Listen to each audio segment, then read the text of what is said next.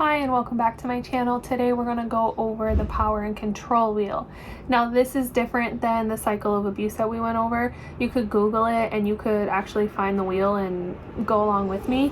The power and control wheel it basically outlines all the way that somebody can try to take control, exert power. So it's the examples of how they make that happen to gain their control and power. One of the first tactics or way that they do that is through using intimidation.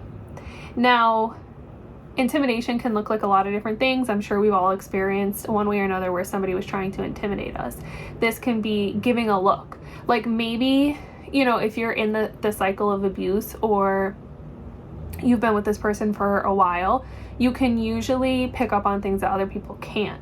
So to you, there might be a certain look that's going to come up and you're going to know exactly what that look means, where maybe somebody next to you wouldn't know what that meant if they haven't been around that person a lot. Displaying weapons is another one. Like if you know that there are guns in the house or knives in the house or just certain things that are around that kind of keep you in the mindset of like, yeah, if this person wanted to hurt me, they could, because there's a lot of things around. Or, maybe they're upset and they start cleaning their gun or something like that. It's like, yeah, they're not physically using the gun, but you understand what the gun can do, and that could be intimidating. The next one is using emotional abuse, and this also can look like a lot of different things. It's putting somebody down, making them feel like they're not good enough. Those classic things that people say, like, you're never going to find anybody else. You should be lucky to have me.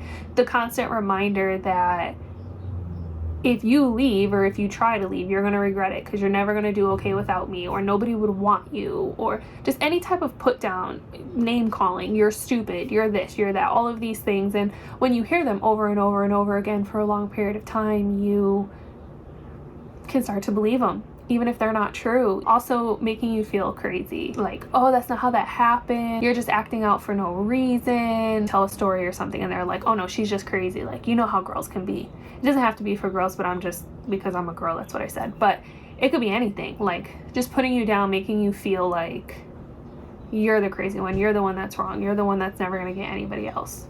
So the next one is using isolation. This is a very popular control tactic, because if somebody can get you to not be around your friends anymore, the lighting's changing because I'm next to a window, not be around your friends anymore, not be around your family, they can isolate you. You don't have people backing you up as much. So if I know I'm doing something wrong and I want to be totally in control of everything, if you're around your friends might be like, oh, wait a minute now, like that doesn't seem right, or that's not healthy, or they get into your head in those ways, in a good way, get into your head. And so people who want to take control usually want to take you away from anybody that could help you.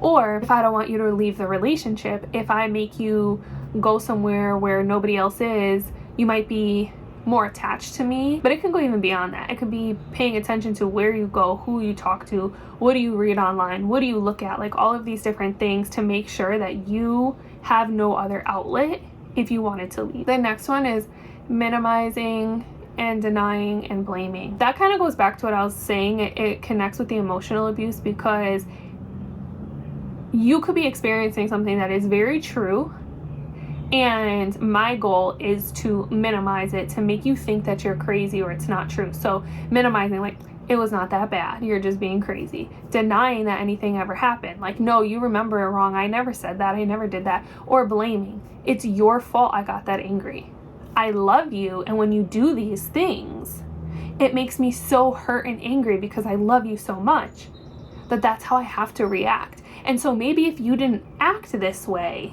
I wouldn't react this way. See, so the blame, instead of somebody just saying like, you know what, I shouldn't have called you names, I shouldn't have hit you, I shouldn't have this, I shouldn't have that. It's more like, I did it because of your actions. And if you stop your actions, then I won't have to do that anymore. And again, when you connect it to emotional abuse, and it's like, oh, okay, like maybe I am the crazy one, maybe I am stupid, maybe I am this, maybe I am that, maybe I did act wrong, and you start to question a lot of things. And then put on top of it isolation. So if I'm isolated and I don't talk to my friends, I don't talk to my family, I don't talk to anybody but this person, now I can't even go back and try to see like am I crazy, right? Because the only person that I'm talking to is the person that's telling me that I'm crazy, so I'm going to believe it even more.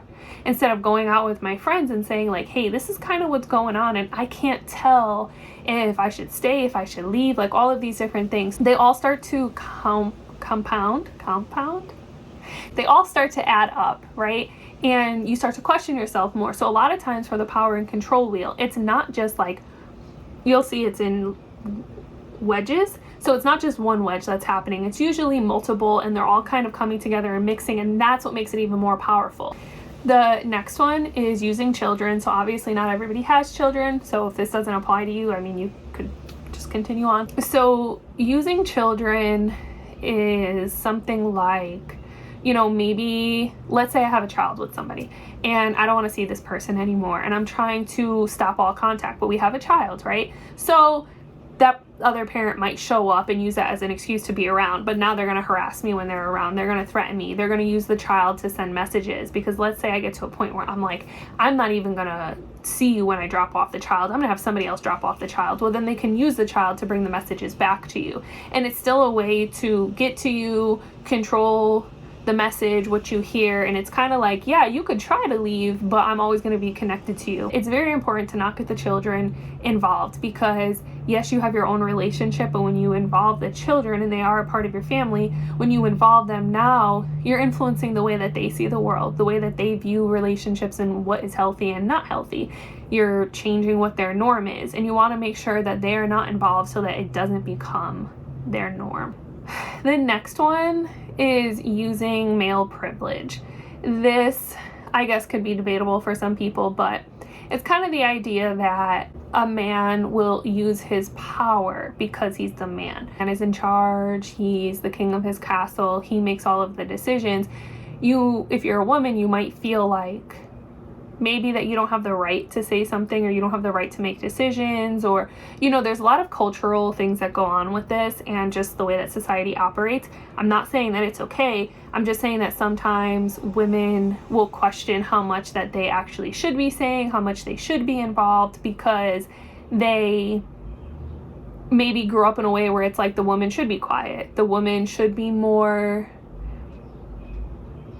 submissive. The woman should complain less. The woman should create the home, and the man makes all of the decisions. A lot of times our cultures and backgrounds and upbringing, they do play out in the way that we see the world. So it's important to know that it is a part of the wheel. Again, it doesn't necessarily mean that everybody has issues in this part of the wheel, but it is something that needs to be acknowledged.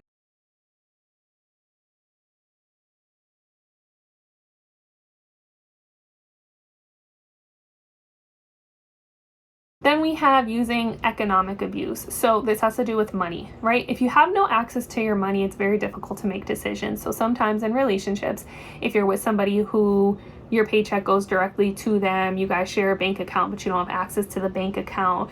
Well, think about it. If you decided to leave the relationship one day, how could you? Where could you go? How could you get your own apartment or your own house if you have no money to your own access? You might have money, but if you don't have access to it, it's very hard to do anything. How do you survive? Even if you say, you know what, I don't need that apartment to myself, I'm going to move back into my mom's house. Well, how do you pay for your car note or car insurance or phone bill or whatever the case may be? If you don't have access to your money, it's very hard to make your own living. It's not impossible, but controlling somebody's finances is a huge way to exert your own power in the relationship and make it very difficult for somebody to leave or have say in anything. And the last one is using coercion. This is a manipulation tactic. It can look something like, you know, if you leave me, I'm going to kill myself. You put somebody in this situation where you're basically threatening, like, if you leave or you do this, then I'm going to do that. And whatever it is that you're saying you're going to do is so intense that it now puts the person in fear, because it's like, well, yeah, I want to leave, but I don't want to see you hurt yourself. I don't want to be responsible for somebody who hurts themselves, and so it makes it harder to leave. It doesn't have to just be that example. It could be any example. And there are so many different examples that I probably didn't even think of while we were doing this video. I didn't touch on like the actual physical abuse. Obviously, if somebody is hitting you and you're in danger and things like that, we know that that's abuse. We're not talking about the actual physical abuse. This video is talking about the different ways that people create power in the relationship. And they are ways that aren't so obvious. So like I said, you know, if somebody hits you, that's abuse. Nobody's supposed to put their hands on you, right? But you might not know when you're getting into a relationship if, you know, maybe it slowly turns into like, oh, I just want to spend more time with you. You know, you want to go out with some of your friends. And it's like, I just want to spend more time with you. There's nothing wrong with wanting to spend time with you. I love you. You're important to me. And so you slowly stop going out as much until it gets to a point where you start to realize, like, I don't go out at all. And I don't ever really see my friends. And when I do see my friends, there's always a big argument. Like, even if once every 3 months I'm like, I'm going to go see my friends, and then, you know, coincidentally, there's always an argument that comes up right before, it gets me in a bad mood, and then I end up not going out. Like, these are things that build up, and they're harder to put your finger on or point to and know that, okay, this is not okay. And so it's very important to just be mindful of the power dynamics within a relationship, the control that's going on. You want to, as best as you can, make things equal, or if they're not equal, you need to be in agreement with it. So like I said, for some cultural backgrounds, maybe you don't want it to be 50-50 everything. You want the guy to be in charge. You want to be more submissive. That's okay, as long as you're both in agreement and it is allowing the both of you to live happily, cherish each other, respect each other, like all these different things. So like I said, you can Google this and get explanations and more details. Please do so, because I think it never hurts to have education about things. Even if I'm not in an abusive relationship, that doesn't mean that I won't ever have a friend or a family member that is. And so we want to be able to have knowledge so that if the day ever comes, we can help the people around us. Now, with all that being said, if you do find yourself in a situation where there is abuse, suspected abuse, or you just feel like things aren't okay, something is off, there's tension, there's whatever, you need to get help. Now, that could be through therapy. You can reach out to a local therapist. You can go on Psychology Today. You can look for whoever is around you. You can look for certain insurance that is accepted. You can look to see who has sliding scales if you don't have insurance. But if you decide that that's not the route you want to go, just reach out to somebody that you know is caring and knows you and loves you and will be there for you, just so that maybe you can get a second opinion and also allow yourself to process what's going on, because it's very hard to hold it all in. So with that being said, I'm going to let you go. This is the end of the video. If you have any questions, you can put them in the comments. I'm trying to be informative in these videos without like too much information, because I don't want them to go too long. But if I forget things along the way, like, please absolutely let me know. I'll be more than happy to either address things in the comment, like clarify, or create another video. But I want to create a space where we can all work together. Okay, enjoy the rest of your day or night. I don't know when you're going to see this, but enjoy the rest of your day and night, and I will see you soon. Thank you.